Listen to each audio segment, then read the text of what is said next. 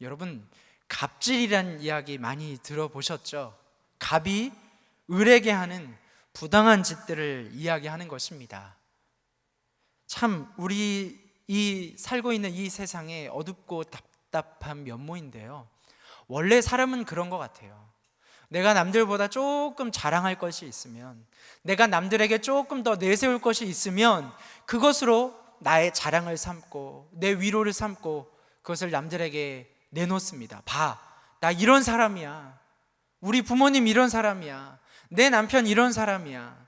그렇게 자신을 드러내고 자기보다 못한 사람들을 어렵게 하고 상처 주는 것, 여러분, 그것이 사람의 본성인 것 같아요. 내가 더 많이 가지면 나보다 더 적게 가진 사람들에게 나눠야 되는데, 내가 남들보다 조금 높은 자리에 있으면 어렵게 사는 사람들, 그런 사람들의 마음에 귀 기울여야 하는데, 오히려 우리는 세상에서 하나님이 허락하신 것이 마치 내 것인 양 그것을 자랑하고 내세우고 그것을 사람들에게 상처를 줄 때가 여러분 얼마나 많은지 모르겠습니다. 그런데 여러분, 진짜 존경받는 사람들은 자기의 가진 것을 내세우는 사람들이 아닌 것 같아요. 지금은 비록 내가 가지고 또 내가 가지고 있는 것들로 압제하고 누른다 할지라도, 여러분, 잠깐 사람들은 부러워하고 내 앞에서는 복종하는 것 같지만 그것은 진짜가 아니라는 거, 그런 척 하는 거라는 거 아마 여러분 잘 아실 겁니다. 오히려 겸손하고 들어주고 품어주는 사람을 여러분 우리는 더 좋아하지 않습니까? 내 이야기를 들어주고 잘했다 칭찬해주고 힘들면 위로해주고 내 손을 잡아주는 사람을 여러분 우리는 그리워합니다. 그리고 그러한 사람들은 더 좋아하죠. 오늘 사도 바울은 이 빌립보 교회의 문제들을 해결하기 위해 낮은 마음으로, 겸손한 마음으로 교회가 하나 되어질 수 있도록 너희를 낮추라라고 이야기하고 있습니다. 나를 드러내는 것이 아니라, 내가 가지고 있는 것을 내세우는 것이 아니라 그것을 내려놓고 남을 섬기라 말씀하고 있습니다. 그것이 잘 안 되기 때문이죠. 여러분, 우리가 그러한 삶을 살아간다면 여러분 아마 우리는 세상 사람들이 우리의 삶을 통해서 하나님을 바라보게 될 거예요. 우리가 그렇게 하나님의 말씀을 붙들고 내가 가진 것을 나누고 겸손한 삶을 살게 되면 세상 사람들은 우리가 그렇게 살아가는 그 이유 가운데 하나이신 주님을 바라보고 주님 앞에 나오게 되는 역사가 일어나게 될 줄로 믿습니다. 그래서 사도 바울은 오늘 5절 말씀에 아주 담대히 말씀하고 선포하고 있습니다. 너희 안에 이 마음을 품으라. 너희 안에 이 마음을 품으라. 여기서 이 품으라라는 이 헬라어의 원뜻은 집중하다, 추구하다, 중요하게 여기다라는 것이 있습니다. 여러분, 우리가 중요하게 여겨야 할 것이 무엇이겠습니까? 여러분, 우리가 이 세상을 살아가면서 중요하게 여기고 우리의 삶에서 가장 추구해야 할 것, 여러분, 그것은 무엇입니까? 오늘 사도 바울은 그것을 그리스도 예수의 마음이다 라고 이야기를 하고 있습니다. 그리스도 예수의 마음을 우리가 쫓으면, 그리스도 예수의 마음을 우리가 닮아가면 우리 교회 안에 있는, 빌립보 교회 안에 있었던 그 많은 혼란과 어려움들은 다 사라질 것이다.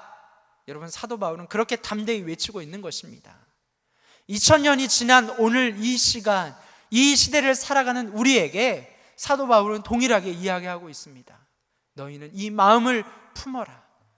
곧 그리스도 예수의 마음이다. 여러분, 그리스도의 예수의 마음을 품고 사실 때, 여러분, 우리 교회 안에 또 여러분의 삶 가운데, 여러분의 가정 가운데, 여러분의 일터 가운데 가득가득했던 모든 문제들이 풀려지고 해결받는 역사가 일어나게 될 줄로 믿습니다. 그래서 오늘 여러분 옆에 계신 분에게 이렇게 함께 축복합시다. 예수 그리스도의 마음을 본받읍시다. 여러분, 예수 그리스도의 마음을 본받으실 수 있기를 주의 이름으로 간절히 축복합니다. 그렇다면 우리가 추구해야 할, 우리가 닮아야 할 예수 그리스도의 마음은 여러분 무엇이겠습니까? 오늘 사도 바울은 그 첫 시작을 6절 말씀에 이렇게 이야기하고 있습니다. 그는 근본 하나님의 본체시나 하나님과 동등됨을 취할 것으로 여기지 아니하시고. 여러분, 예수님은 누구라 이야기하십니까? 그는 하나님의 본체시다라고 이야기하고 있습니다. 즉 예수님이 하나님이십니다. 하나님이 예수님이십니다. 그 둘은 절대 다른 존재가 아닙니다. 하나이시다라는 거죠. 그런데 그 하나님의 모든 영광과 그 능력과 권세를 가지고 계신 예수님이 어떻게 하셨다고요? 오늘 말씀해 보니까 그 모든 권세와 권능과 능력을 다 내려놓으셨다라고 말씀하고 있는 것입니다. 여러분, 인류의 시작인 아담은 어떠했습니까? 하나님의 창조물임에도 불구하고 여러분, 아담은 하나님이 되려 했습니다. 그 결과는 무엇입니까? 바로 선악과의 잘못으로 말미암아 하나님과 그 관계의 모든 단절로 말미암아 에덴 동산에서 쫓겨나고 그 이후에 모든 인류는 죄 가운데 거하게 되었다라는 사실이죠. 그러나 예수님은 어떻습니까? 하나님과 동등된 분이시지만 스스로 하나님이 되려 하지 않으셨습니다. 하나님의 아들이시지만 하나님이시지만 그 모든 권리를 여러분 내려놓으셨다라는 말씀입니다. 인간을 죄와 사망에서 구원하시기 위해서 여러분 자신의 모든 권리와 모든 능력과 모든 권세를 내려놓으셨다라는 것이죠. 여기서 동등됨을 취할 것으로 여기지 아니하신다라는 말씀 가운데 여러분 취하다라는 말씀이 있습니다. 무엇을 얻다라는 이야기죠. 가지고 있다라는 이야기죠. 획득하려고 한다라는 말씀입니다. 그런데 이 헬라어 원문의 의미는 없는 것을 가지려 하는 것이 아니라 있는 것을 놓지 않으려는 것입니다.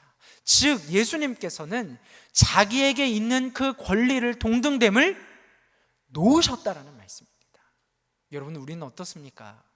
나에게 조금 도움이 되면, 나에게 조금 유익이 되면 그거 놓치지 않으려고 하잖아요. 심지어는 내가 가지고 있지 않은 것까지 여러분 우리 움켜쥐려 하고 있지 않습니까? 남보다 더 많이 가져야지, 남들보다 더 많이 배워야지, 남들보다 조금 더 높은 자리에 있어야지, 내가 지금 가지고 누리고 있는 그 모든 것들 절대 내려놓으면 안 돼, 포기하면 안 돼. 여러분, 우리 그런 마음 가지고 있지 않습니까? 그런데 오늘 사도 바울은 위대하신, 전지전능하신 하나님의 아들이신, 하나님의 본체이신 예수님께서 그 가지고 있는 것을 내려놓으셨다라는 사실입니다. 여러분, 그러실 수 있으신가요? 하나님의 아들이 그 모든 것을 내려놓으셨다라는 것, 여러분, 그것이 여러분 우리에게는 어떤 의미입니까? 어제 신문에서 한 기사를 보았습니다. 이 91세 되시는 할아버지와 83세 되시는 이 할머니 노부부에 대한 이야기입니다. 이 할아버지는 일찍이 이 북에서 월남을 하셔서 이 할머니와 결혼을 하시고 머슴살이와 이 식당 일을 하시면서 돈을 모으셨다고 합니다. 얼마나 가난하셨겠습니까? 아무 연고도 없는 이 남쪽으로 내려오셔서 결혼을 하시고 정말 고생을 많이 하셨대요. 60년대 초에 그 모은 돈을 가지고 수레를 사고 과일 장사를 하셨습니다.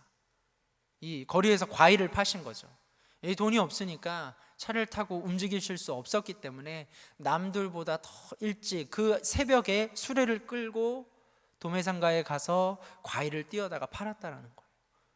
남들보다 일찍 가니까 싱싱한 과일들을 남들보다 더 많이 가져와서 싸게 팔았습니다. 그러자 소문이 나니까 이분이 띄어오신, 이 어르신이 띄어오신 과일은요, 점심시간이 되면 다 팔리는 거예요. 가져오는 즉시 다 팔리는 거예요. 얼마나 장사가 잘 되는지 몰랐다고 합니다. 그래서 그 모은 돈을 가지고 1970년도, 76년도에 이 청량리에 이 건물을 하나씩 주변 건물들을 매입하셨대요. 그런데 여러분, 그 할아버지와 할머니가 그 인터뷰 때 입고 오신 그 스웨터가 있었는데, 여러분 그 스웨터가 20년이 넘은 스웨터랍니다. 여러분, 제가 드렸던 말씀을 곰곰이 생각해 보시면 이 할머니 할아버지가 수많은 자산가라는 거 여러분 이해하시겠죠? 그렇죠? 많은 건물을 가지고 있어요. 그런데 20년 된 스웨터를 입고 계시더라고요. 그리고 자신들이 그 모은 돈을 외국에서 자리를 잡고 있는 자녀들에게 남기지 않으셨대요. 자녀들에게 이 물질을 주면 망할 것이다, 그런 생각을 가지시고, 여러분 그 자신들이 모았던 그 돈을 어떻게 하신 줄 아십니까? 대학에 기부하셨대요. 나라를 위해서, 나라를 위한 그 인재를 키울 수 있도록 서울의 한 대학에 그 재산을 기부하셨대요. 그 재산이 지금 현재 400억에 달하는 부동산이었다고 합니다.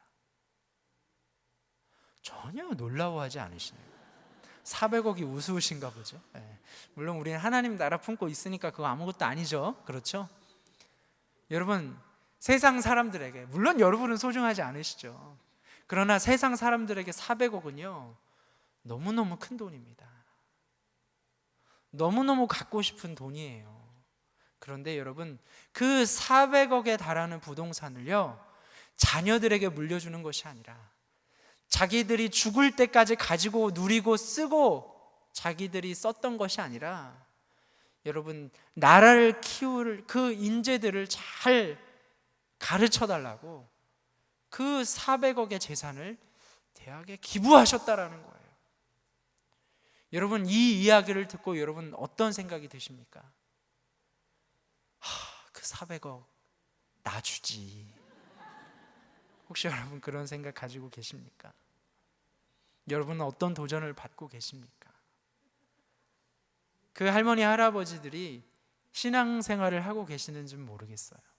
그런데 자신 그 돈을 400억을 여러분 아까워하지 않고 내려놓을 수 있는 것, 여러분 하나님 나라를 품고 사는 우리들이 여러분 이 세상 가운데 가져야 할 믿음의 모습인 줄로 믿습니다.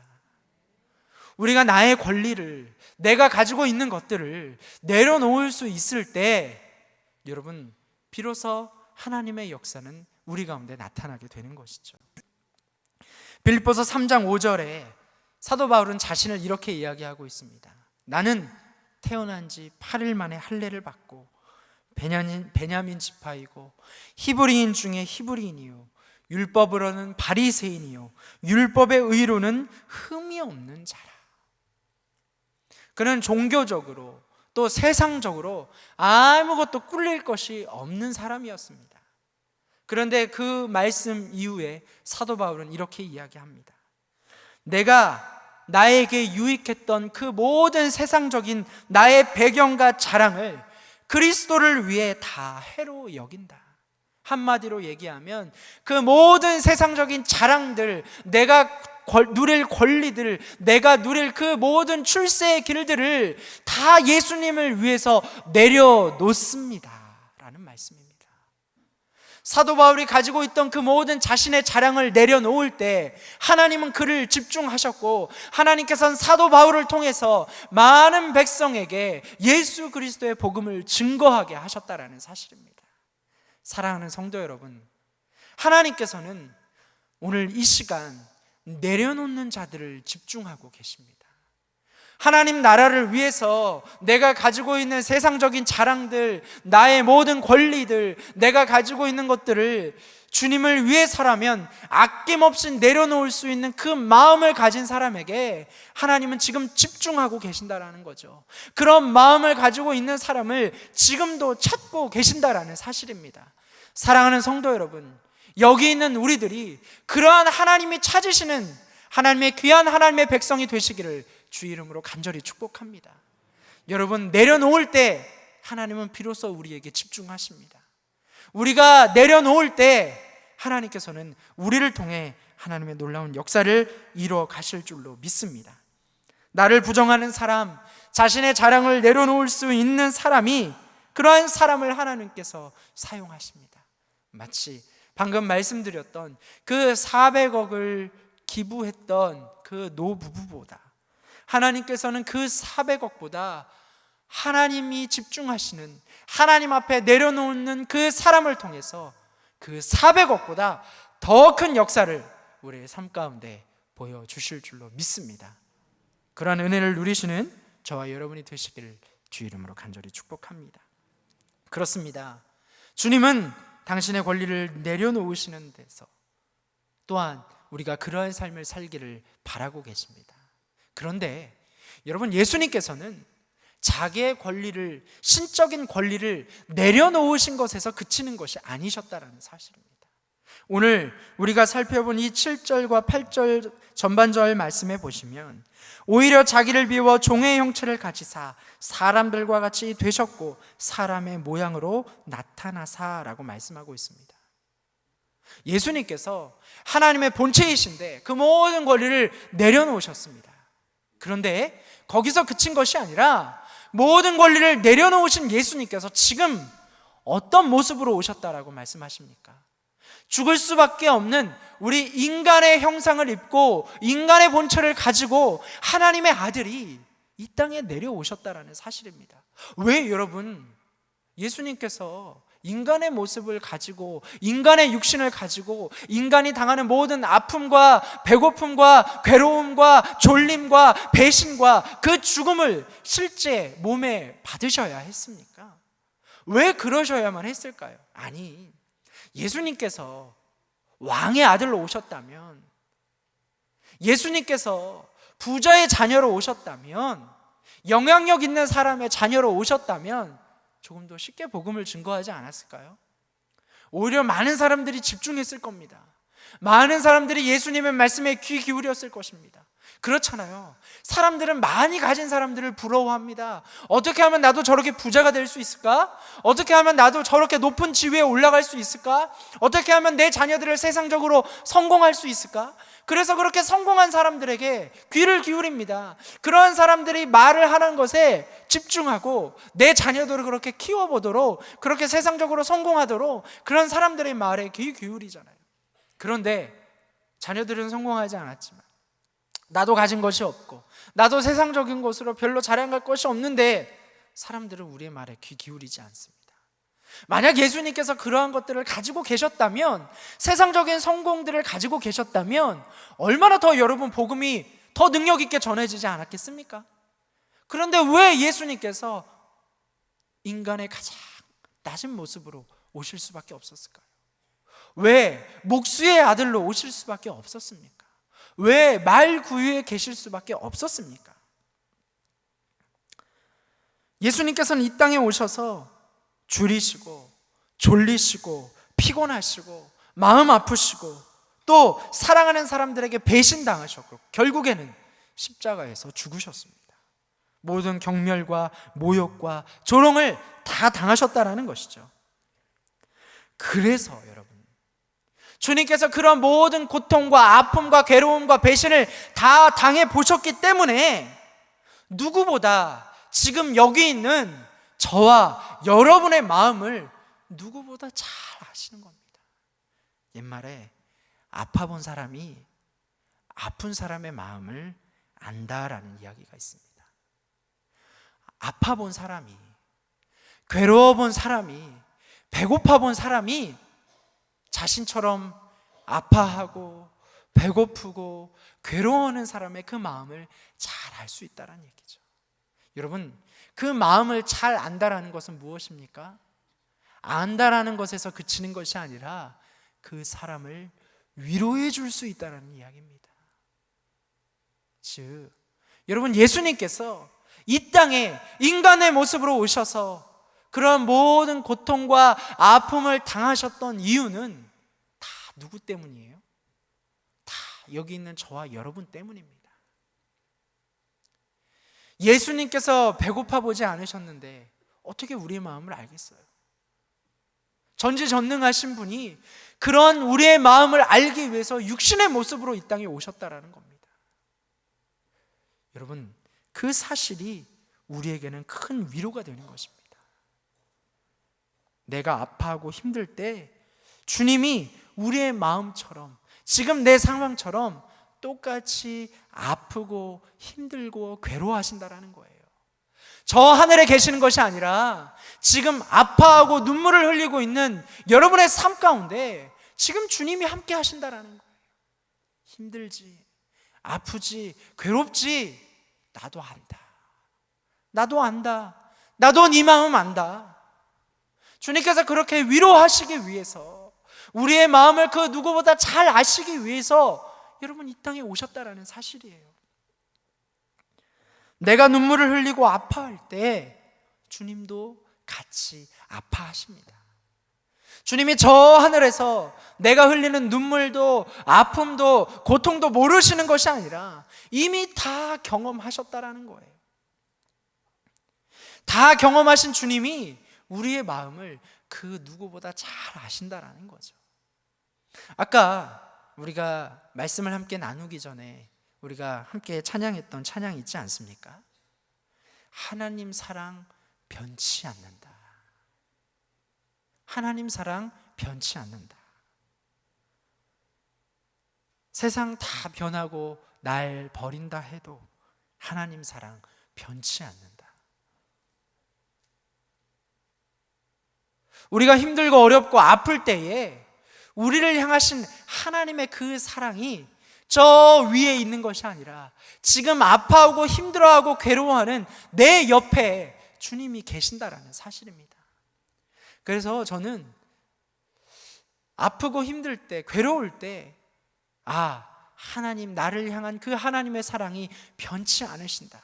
그 찬양이 마치 하나님께서 지금 내 옆에서 나를 바라보고 계신다. 아파하는 나와 함께 하신다라는 그런 하나님의 위로의 말씀이 되더라고요. 사랑하는 성도 여러분, 예수님께서는 여러분 이 땅에 우리의 모습을 입고 오셨습니다. 왜요? 아파하는, 힘들어하는 우리를 다시 세우기 위해서. 그리고 세움받는 우리가 다시 나처럼 아파하고 힘들어하는 사람을 다시 세울 수 있도록 하나님께서는 우리를 부르신 줄로 믿습니다. 지금 여러분의 삶 가운데 고난과 아픔이 있습니까? 괴로움이 있습니까? 눈물이 있습니까? 좌절이 있습니까? 오늘 주님은 여러분 옆에서 여러분을 바라보시면서 나도 네 마음 안다 위로하십니다. 또 우리를 다시 세우십니다. 왜요? 내 옆에 누군가 나처럼 아파하고 힘들어하는 사람들을 다시 세울 수 있도록 하나님께서는 오늘 이 시간 우리와 함께 하시고 우리를 부르시고 하나님께서 우리를 세우셔서 그 큰 일을 감당하게 하시는 줄로 믿습니다. 주님이 인간이 되셔서 고난받은 우리와 함께 하십니다. 함께 하시는 은혜가 저와 여러분의 삶 가운데 함께 하시기를 축복합니다. 자기를 낮추시고 죽기까지 복종하셨으니 곧 십자가에 죽으심이라. 여러분, 예수님께서 자신의 권리를 다 내려놓으셨습니다. 그리고 인간의 모습으로 이 땅에 오셨습니다. 그리고 마지막에 무엇을 하셨습니까? 십자가에서 죽으시기까지 복종하셨습니다. 죽으셨다라고 이야기합니다. 예수님께서 하나님의 아들이셨지만 그 모든 권리를 내려놓으시고 인간으로 오셔서 하신 것이 바로 죽으심입니다. 여러분, 이 십자가라는 것은요, 사실 이 로마 시대에 유행했던 것이 아니라 이미 이 페르시아 시대 때부터 이 로마 시대까지 유래되었던 사람들을 가장 잔인하고 모욕적으로 죽이는 사형 방법 중에 하나였습니다. 여러분, 성경에서도 오죽하면 이 나무에 달려 죽은 사람은 하나님의 저주를 받은 자라라는 그런 말이 있을 정도죠. 그런데 예수님께서 그 십자가에 달려 죽으셨다라는 것입니다. 그 십자가에 달려 죽으심으로 말미암아 여러분, 우리는 무엇을 얻었습니까? 구원을 얻었습니다. 새 생명을 얻었다라는 것이죠. 여기 있는 저와 여기 있는 여러분과 여러분 옆에 있는 모든 분들이 예수 그리스도로 말미암아 무엇을 얻었다고요? 새 생명을 얻었다라는 것입니다. 주님이 죽어서 내가 살았다라는 것이죠. 구원받았다라는 말씀입니다. 여기 우리가 멀쩡히 주님 믿고 예배 드리는 것은 여러분 누군가의 죽음이 있었기 때문입니다. 죽기까지 복종하는 누군가의 순종이 여러분에게 복음을 증거했고, 그런 여러분이 그 복음으로 말미암아 이 자리에 있었다라는 것이죠. 여러분, 죽어야 생명이 나타납니다. 우리 옆에 계신 분에게 이렇게 이야기해 볼까요? 죽어야 생명이 나타납니다. 죽으라 그러니까 눈이 갑작스럽게 어두워지시는데, 여러분, 내가 죽어질 때 생명의 역사가 나타난다라는 말씀입니다. 제가 태어났을 때 제가 어머니 뱃속에서 늦게 나왔어요. 안 나오니까, 하도 안 나오니까 이제 주사를, 촉진제를 맞고 제가 태어났대요. 제가 태어났는데 그때 태어났을 때 제 몸무게가 채 2kg도 되지 않았다고 합니다. 근데 빽빽 울기만 하고요. 원래 태어난 아기들은 엄마가 젖을 먹이면 젖을 먹잖아요. 근데 제가 어머니 젖을 안 먹었대요. 태어난 애가 젖을 안 먹었대요. 한동안 젖을 못 먹었대요. 그래서 할머니가, 저희 외할머니께서 아이고 얘 이러다 죽겠구나라는 마음에, 저희 할머니가 이 마장동 사셨는데 그 옆에 우시장 있잖아요. 그래서 그 소의 부산물 중에 뭘 이렇게 사오셔가지고 그것을 과서 젖을 안 먹는 저에게 먹이셨대요. 젖을 너무 안 먹으니까 이거라도 먹어서 제발 좀 살았으면 좋겠다. 그래서 계속 그것을 먹이셨대요. 그리고 제가 1월생이거든요. 제가 태어난 해 눈이 그렇게 많이 왔다고요. 저희 어머니도 할머니도 그렇게 얘기를 하시더라고요. 그래서 제가 그 기저귀를 저희 할머니가 밖에서 손으로 손수 빠셨대요. 그래서 저희 할머니가 저에게 늘 내가 너 때문에 야 귀에 얼음이 들었다라는 얘기를 하셨어요. 근데 얼음이 들었다라는 말을 처음에 몰랐는데 나중에 알고 보니까 그게 동상에 걸렸다라는 이야기죠. 저희 외할머니께서 8남매를 두셨거든요. 이모만 7명, 삼촌 1명. 대충 어떤 집안인지 감이 오시죠? 손주들도 얼마나 많은지 몰라요. 20명이 넘어요. 저도 제 사촌 형제들 이름이 헷갈릴 정도라니까요. 모이면 장난이 아닙니다. 그래서 웬만하면 잘 안 모여요. 모일 수도 없고요. 그런데 그 중에 할머니께서 그렇게 제가 어떻게 될까봐 그냥 저체중으로 태어났고 엄마 젖도 못 먹으니까 이러다 죽을까봐 그렇게 그 추운데 우시장을 왔다 갔다 하시면서 그렇게 그것을 과서 저를 먹이시고, 또 그 겨울에 손빨래 하시느라 이 귀에 동상이 걸리셨대요. 제가 그 이야기를 누누이 들었어요. 그래서 저희 할머니가 저는 참 소중했습니다. 저희 어머니도 소중했지만 저희 할머니가 참 저는 각별했어요. 그래서 제가 전도사를 하고 처음 받았던 그 사례비를 저희 어머니에게 드린 것이 아니라 저희 할머니에게 드렸어요. 저희 할머니가 그렇게 동상 걸리시면서까지 그 손주를 살려보시려고 그렇게 자기 몸을 아끼시지 않으셔서 오늘 여기 제가 있는 겁니다. 그 할머니의 자기를 내놓는 그 사랑이 있었기 때문에 오늘 제가 여기 있는 거예요.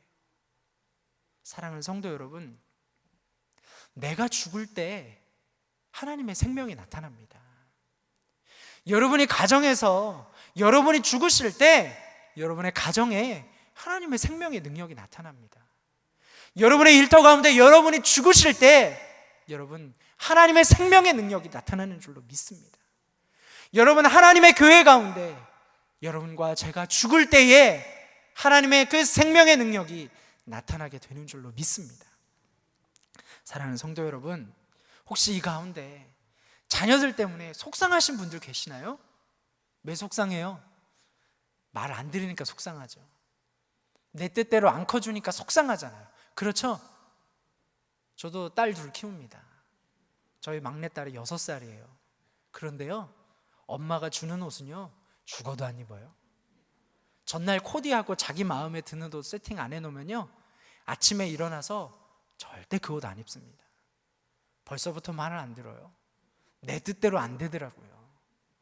여러분, 그럴 때 어떻게 해야 될까요? 어린 애랑 싸워야 될까요? 누가 이기나 한번 싸워볼까요? 아니요. 내가 죽어지면, 여러분, 내가 죽어지면 하나님께서 내 자녀를 향한 하나님의 선하신 계획이 나타나더라고요. 그런데 내가 죽어지지 않고 내 욕심, 내 계획대로 자녀들을 하려고 하면 여러분 어떻습니까? 싸울 수밖에 없어요. 생명이 아니라 죽음의 그늘이 들어집니다. 여러분, 자녀들과 부모님만 그렇습니까? 부부 사이에도 마찬가지입니다. 내가 살아있으면요, 한쪽이 힘들어져요. 제가 신혼 때 제 아내와 한번 싸운 적이 있어요. 그것이 뭔지 아세요? 수건에서 냄새가 나더라고요. 왜 수건에서 냄새가 나지? 엄마 집에 있을 때는, 엄마랑 살 때는 절대 수건에서 냄새가 안 났는데, 알고 보니까 저희 집사람은요, 이 수건을 잘 안 삶아요. 저희 어머니는 항상 매주 수건을 삶으셨거든요. 수건에 냄새가 잘 안 나요. 그런데 잘 안 삶은 수건은 아시겠지만 어때요? 조금만 써도 수건에서 냄새가 나잖아요. 자기야, 제발 수건 좀 삶아줘. 냄새나. 여러분, 그것 때문에 싸웠다니까요. 이해가 안 가시죠? 이해가 가세요? 그런데 그 주장을 하니까 싸워요. 그런데 그 권리를 포기하니까, 내가 말하지 않으니까 여러분 뭐가 됐을까요? 집안에 평화가 임한 줄로 믿습니다. 여러분, 내가 죽어질 때 생명의 능력이 나타납니다. 예수님께서 죽으시기까지 복종하셨을 때 부활의 능력이 나타났던 것처럼, 여러분, 우리도 저 하늘을 품고 죽어질 때 새로운 생명의 역사가 여러분의 삶 가운데 나타나게 될 줄로 믿습니다. 오늘 마지막으로 이러므로라는 말씀으로 9절 가운데 이야기하고 있습니다. 이러므로 하나님이 그를 지극히 높여, 자기의 권리를 내려놓으시고 인간의 옷을 입고 이 땅에 오시고 죽기까지 복종하셨던 그 예수님의 겸손과 그 모든 순종의 삶, 그것을 통해서 하나님께서는 예수님의 이름을 지극히 높이셨다라고 말씀하고 있습니다. 그리스도를 하나님께서 높이심은 역설적이게도 그리스도께서 죽기까지 낮아지심으로 높이셨다라는 말씀입니다. 사람들은 높아지기 위해 더 배우려 합니다. 사람들은 높아지기 위해 더 많은 것을 가지려고 합니다. 더 강해지려고 합니다. 그러나 그것은 일시적인 것입니다. 하나님의 능력은 높은 곳에서 나타나지 않습니다. 예수님처럼, 예수님이 보여주셨던 그 삶의 모습처럼 내 권리를 내려놓을 때, 주님이 나를 위해서 이 땅에 오셔서 내 모든 고통과 아픔을 다 아시듯이 그것을 믿고 주님께서 십자가에 죽으셨던 것처럼 내가 이 세상 살아가면서 하나님의 말씀 가운데 죽어질 때, 여러분, 주님은 예수님을 높이셨던 것처럼 여기 있는 저와 여러분을 통해서 높이시는 하나님의 역사가 나타나게 될 줄로 믿습니다. 여러분, 오히려 하나님의 나라를 위해 나의 권리를 포기하고 그 아픔 가운데 함께 하시는 하나님을 믿고 또한 나를 죽으면서까지 내려놓는 그 삶 가운데 여러분, 하나님의 능력이 나타나게 되는 줄로 믿습니다. 여러분, 하나님 나라를 품고 사는 사람들은 예수님께서 보여주셨던 그 길을 따라가는 삶입니다. 여러분, 오늘 이 시간 어떤 기도 제목을 가지고 하나님 앞에 나오셨습니까? 어떤 괴로움의 문제를 가지고 하나님 앞에 나오셨습니까? 여러분, 주님은 오늘 이 시간 우리 옆에 계셔서 우리의 모든 고난과 아픔과 슬픔을 다 알고 계십니다. 그리고 오늘 그 슬픔과 아픔을 가지고 있는 우리를 친히 찾아오셔서 오늘 우리의 모든 그 슬픔과 아픔을 위로해 주실 줄로 믿습니다. 왜요? 왜요? 다시 여러분들을 세우셔서 그 길을 걸어가게 하시기 위함입니다. 또한 주님께서는 오늘 부르신 여러분들이 하나님 앞에 죽음으로 말미암아 여러분의 가정과 여러분의 일터와 여러분의 삶에 하나님의 생명의 능력을 나타내 주실 줄로 믿습니다. 그러한 하나님의 능력을 소망하십니까? 하나님의 새롭게 하시는 그 은혜를 여러분 소망하십니까? 여러분, 소망하는 자들에게 하나님께서 응답해 주실 줄로 믿습니다. 여러분, 이 시간 기도하실 때 우리 마지막으로 함께 기도할 텐데, 하나님, 이 시간 하나님 나라를 품고 하나님 뜻을 품고 사는 우리가 다시 하나님으로 말미암아 일어나게 하여 주시옵소서. 내가 죽음으로 말미암아 하나님의 능력이 내 자녀의 삶 가운데, 우리의 가정 가운데, 우리의 일터와 우리의 교회 가운데 하나님 함께하여 주시옵소서. 우리 그러한 마음으로 하나님 앞에 주여 세 번 외친 후에 함께 통성으로 기도하며 나가시겠습니다. 주여, 주여, 주여. 하나님 아버지, 하나님을 품고 살아갑니다. 하나님 나라를 소망하며 살아가고 있습니다. 아버지, 세상 가운데 힘들고 어려움과 아픔 가운데 있지만, 그러나 지금도 우리와 함께 하셔서 다시 우리를 세우시고 우리를 통하여 하나님 나라를 이루어가시기 원하시는 하나님의 그 뜻에 순종하며 나아가기를 소망합니다. 또한 우리가 주님 말씀 가운데 나아갈 때 아버지, 우리의 자녀들이 우리의 가정과 우리의 일터와 우리의 교회 가운데 아버지 하나님 생명의 역사가 나타나게 될 줄로 믿습니다. 하나님, 우리를 세우셔서 하나님 우리를 붙들어 주시고 저 하나님 나라 품고 승리하는 삶을 살게 하여 주시옵소서. 하나님 아버지, 감사합니다. 하나님 나라를 품고 우리가 세상 가운데 많은 도전을 받지만, 어려움을 받지만 그 하나님 나라를 품고 승리하는 삶을 살게 하여 주시옵소서. 이 세상을 나 혼자 살아가는 것이 아니라 주님께서 이 땅에 오셔서 그 모든 아픔과 고난을 당하셨듯 우리의 모든 아픔과 고난을 싸매시고 함께 눈물을 흘리시며 다시 우리를 일으켜 세우심을 믿고 나아가오니, 하나님 오늘 이 시간 하나님 가운데, 하나님 말씀 가운데 우리의 있는 모습 그대로 나아갈 때, 우리의 연약함 가운데 나아갈 때, 우리의 아픈 찢긴 상처를 가지고 나아갈 때 주님이 함께 하셔서 그 모든 상처를 보듬어 주시고 다시 우리를 위로하여 주셔서 우리를 세워 주시옵소서. 하나님, 우리가 하나님 말씀 붙들고 나아갈 때 주님 다시 살리시는 하나님의 은혜가, 그 생명의 능력이 우리의 가정과 우리의 일터 가운데 나타나게 하여 주시옵소서. 하나님 나라를 품고 나아갑니다. 하나님을 품고 나아갑니다.